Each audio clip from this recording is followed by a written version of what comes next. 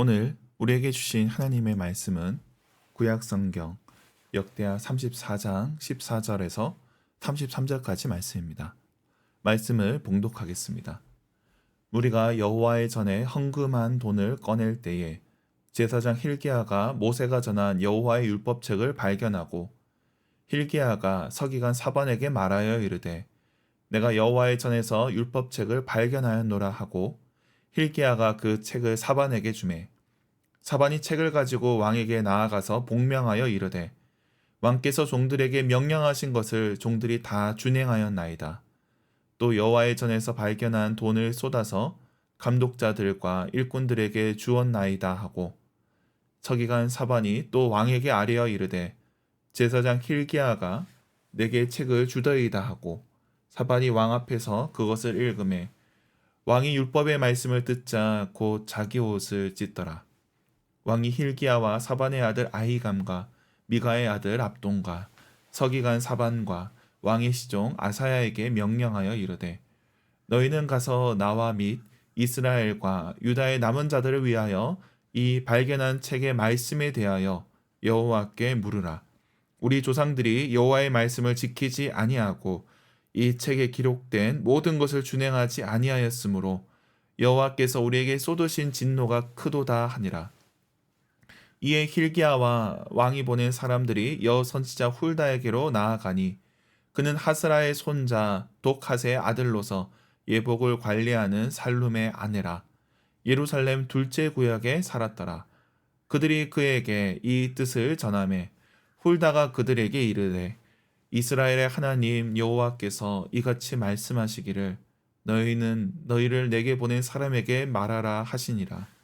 여호와께서 이같이 말씀하시기를 내가 이곳과 그 주민에게 재앙을 내리되 곧 유다 왕 앞에서 읽은 책에 기록된 모든 저주대로 하리니 이는 이 백성들이 나를 버리고 다른 신들에게 분향하며 그의 손에 모든 행위로 나의 노여움을 샀음이라. 그러므로 나의 노여움을 이곳에 쏟음에 꺼지지 아니하리라 하라 하셨느니라. 너희를 보내어 여호와께 묻게 한 유다 왕에게는 너희가 이렇게 전하라. 이스라엘의 하나님 여호와께서 이같이 말씀하시기를 네가 들은 말을 의논하건대 내가 이곳과 그 주민을 가리켜 말한 것을 네가 듣고 마음이 연약하여 하나님 앞 곧 내 앞에서 겸손하여 옷을 찢고 통곡하였으므로 나도 네 말을 들었노라 여호와가 말하였느니라. 그러므로 내가 내게 너의 조상들에게 돌아가서 평안히 묘실로 들어가게 하리니 내가 이곳과 그 주민에게 내리는 모든 재앙을 네가 눈으로 보지 못하리라 하셨느니라. 이에 사신들이 왕에게 복명하니라. 왕이 사람을 보내어 유다와 예루살렘의 모든 장로를 불러 모으고 여호와의 전에 올라가매 유다 모든 사람과 예루살렘 주민들과 제사장들과 레위 사람들과 모든 백성이 노소를 막론하고 다 함께 한지라. 왕이 여호와의 전 안에서 발견한 언약책의 모든 말씀을 읽어 무리의 귀에 들려주고 왕이 자기 처소에 서서 여호와 앞에서 언약을 세우되 마음을 다하고 목숨을 다하여 여호와를 순종하고 그의 계명과 법도와 율례를 지켜 이 책에 기록된 언약의 말씀을 이루리라 하고 예루살렘과 베냐민에 있는 자들이 다 여기에 참여하게 하며 예루살렘 주민이 하나님 곧 그의 조상들의 하나님의 언약에 따르니라. 이와 같이 요시야가 이스라엘 자손에게 속한 모든 땅에서 가증한 것들을 다 제거하여 버리고 이스라엘의 모든 사람으로 그들의 하나님 여호와를 섬기게 하였으므로 요시야가 사는 날에 백성이 그들의 조상들의 하나님 여호와께 복종하고 떠나지 아니하였더라. 아멘. 매일 성경 순서에 따라 역대하 말씀을 살펴보고 있습니다. 오늘 본문은 요시야의 종교개혁을 다루고 있습니다.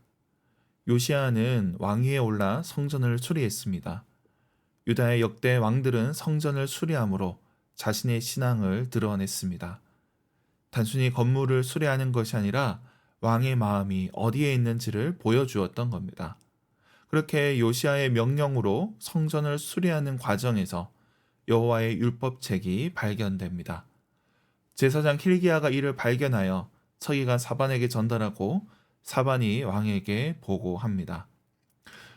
사반이 이 율법책을 읽자 요시야가 옷을 찢습니다. 회개를 표하는 것입니다. 그리고 여선지자 훌다에게 사람을 보내어 하나님의 뜻을 묻습니다. 하나님께서는 회개하는 요시야를 귀하게 여기시고 재앙을 요시야가 살아있을 때 면하게 하여 주십니다. 그래야 요시야는 모든 백성들과 하나님 앞에서 말씀을 읽고 지키기로 결단함으로, 그렇게 온 백성이 언약에 동참함으로 오늘 본문은 마무리되고 있습니다. 학자들은 이 말씀이 신명기 말씀이 아닌가 주장을 합니다.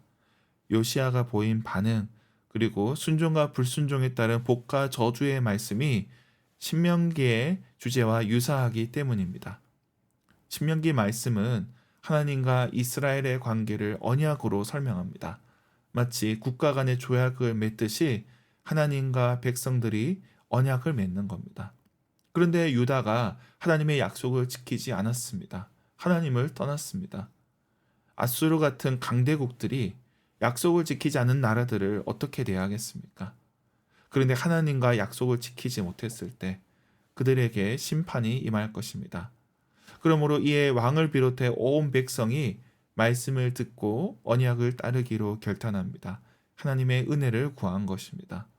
그렇게 요시야가 모든 가증한 것들, 우상들을 버리고 그가 사는 날 동안 여호와 하나님께 복종하였다 말씀을 하고 있습니다. 오늘 말씀에서 알 수 있듯이 하나님께서 말씀을 주셨음에도 그 말씀을 잊고 살 수 있다는 것입니다. 오랜 세월 하나님을 떠나 있다 보니 말씀이 있는지조차 몰랐던 겁니다. 그러나 말씀을 읽을 때 하나님께서는 깨닫게 하는 은혜를 허락하여 주십니다. 그 말씀을 바탕으로 회개하게 됩니다. 말씀을 흘려 들은 것이 아니라 말씀을 들을 때 기회를 놓치지 않은 것입니다. 말씀을 듣고 순종할 때 하나님께서 은혜를 주십니다. 물론 우리가 이후 역사에서 알 수 있듯이 요시야 이후에 유다는 멸망의 길로 접어들게 됩니다. 그러나 요시야 때만이라도 하나님께서는 은혜를 베풀어 주십니다. 요시야가 아니었다면 그 심판은 더 일찍 찾아왔을 것입니다. 그렇게 하나님께서는 말씀을 지킨 요시야와 또 그의 백성들에게 은혜를 베풀어 주십니다. 그러므로 우리도 말씀을 가까이 해야 합니다.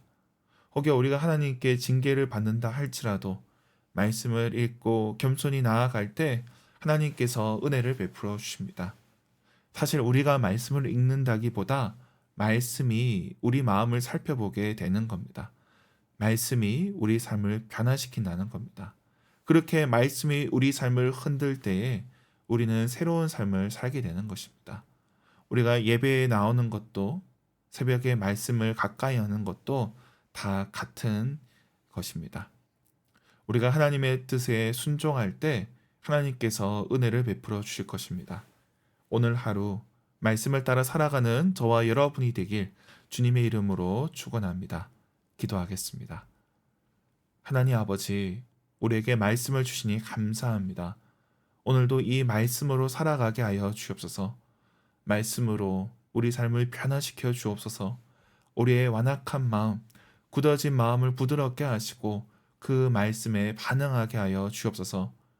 말씀으로 이 시대를 변화시켜 주옵소서. 요시야의 시대처럼 부흥을 경험하게 하여 주옵소서. 우리의 죄악을 회개하고 그 모든 더러운 것들을 내어버리게 하여 주옵소서. 주님께서 북녘의 동포들도 긍휼히 여겨주시고 저들도 함께 주님께 나아오게 하여 주옵소서. 우리 가운데 연약한 지체들을 위해서 기도합니다. 병상에 있는 자들, 육신의 연약함으로 고통받는 자들 주님께서 긍휼히 여겨주시고 저들을 강건하게 하여 주시옵소서. 경제적인 문제로 어려움 당하는 자들이 있습니다. 주님의 풍성함을 허락하여 주시옵소서. 태의 열매를 놓고 기도하는 가정들이 있습니다. 주님께서 저들에게 생명을 허락하여 주시옵소서. 주님, 그리고 이제 수능이 얼마 남지 않았습니다. 입시를 앞둔 우리 자녀들 마지막까지 최선을 다하게 하시고 저들이 애쓰고 수고한 것이 헛되지 않게 하여 주시옵소서. 오늘 하루도 주님 앞에 나온 주님의 권속들, 주님의 백성들을 기억하여 주시고 저들의 삶 가운데 함께하여 주시옵소서. 감사드리며 예수님의 이름으로 기도드립니다. 아멘.